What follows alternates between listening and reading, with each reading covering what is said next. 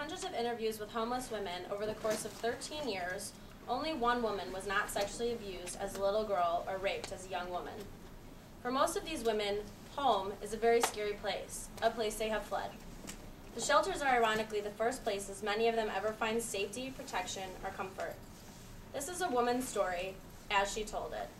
What isn't told in the story is the fact that this woman met another woman in a shelter and they fell in love. And through their love, they both got out of the shelter system. Memory. December 1965, 5 years old. My mama tells me in a scary, loud, life-threatening voice to stop scratching my coochie snorcher.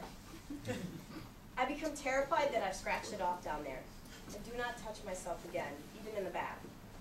I'm afraid that the water is getting in and filling me up, so I explode. I put Band-Aids over my coochie to cover the hole, but they fall off in the water. I imagine a stopper, a bathtub plug up there to prevent things from entering me. I sleep with 3 pairs of happy heart pattern cotton underpants underneath my snap-up pajamas. I still want to touch myself sometimes, but I don't. Memory, 7 years old. Edgar Montaigne, who's 10, gets angry at me and punches me with all his might between my legs. It feels like he breaks my entire self. I limp home. I can't pee. My mama asks me what's wrong with my coochie snorcher, and when I tell her what Edgar did to me, she yells at me and says never to let anyone touch me down there again. I try to explain that he didn't touch it, Mama. He punched it. Memory, 9 years old. I play on my bed, bouncing and falling, and impale my coochie snorcher on the bedpost.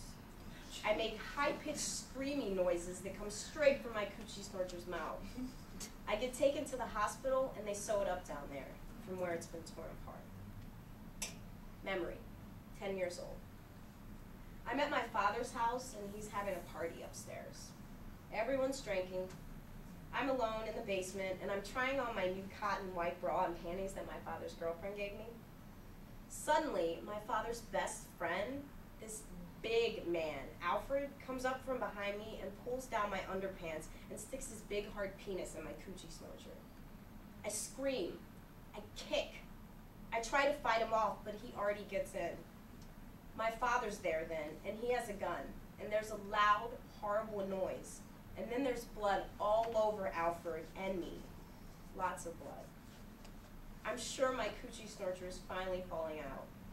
Alfred's paralyzed for life, and my mama doesn't let me see my father for 7 years. Memory, 13 years old.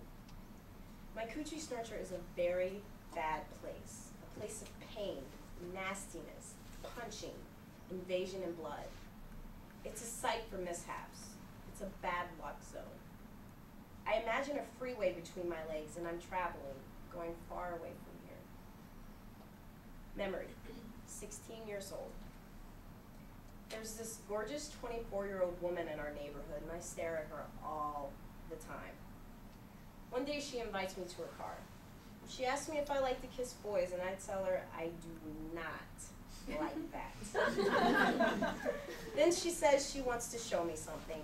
And she leans over and kisses me so softly on the lips with her lips. And then she puts her tongue in my mouth. Wow. She asks me if I want to come over to her house.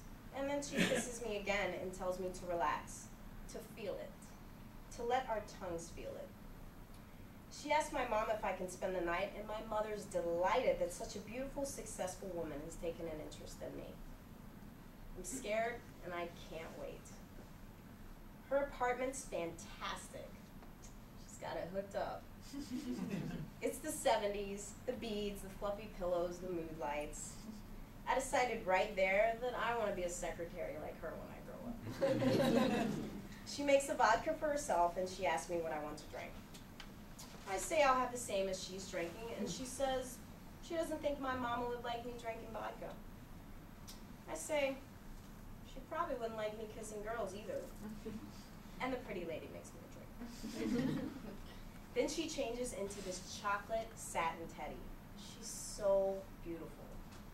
I always thought bull daggers were ugly. I say, you look great. And she says, so do you. And I say, but I only have this white cotton bra and underpants. Then she dresses me slowly in another satin teddy. It's lavender like the first soft days of spring. The alcohol has gone to my head and I'm loose and ready. There's a picture over her bed of a naked black woman with a huge afro. She gently and slowly lays me out on the bed, and just our bodies rubbing makes me come. Then she does everything to me and my Coochie Snorcher that I always thought was nasty before. And wow. I'm so hot, so wild. She says, your vagina untouched by man smells so nice, so fresh. Wish I could keep it that way forever. I get crazy wild, and then the phone rings. And of course, it's my mama. I'm sure she knows. She catches me at everything. I'm breathing so heavy, and I try to act normal when I get to the phone, and she asks me, what's wrong with you? Have you been running? And I say, no, Mama, exercising. Then she tells the beautiful secretary to make sure I'm not around any boys. And the lady tells her, trust me, there's no boys around here. Afterwards, the gorgeous lady teaches me everything about my Coochie Snorcher. She makes me play with myself in front of her, and she teaches me all the different ways to give myself pleasure. She's very thorough. She tells me to always know how to give myself pleasure so I'll never need to rely on a man. In the morning,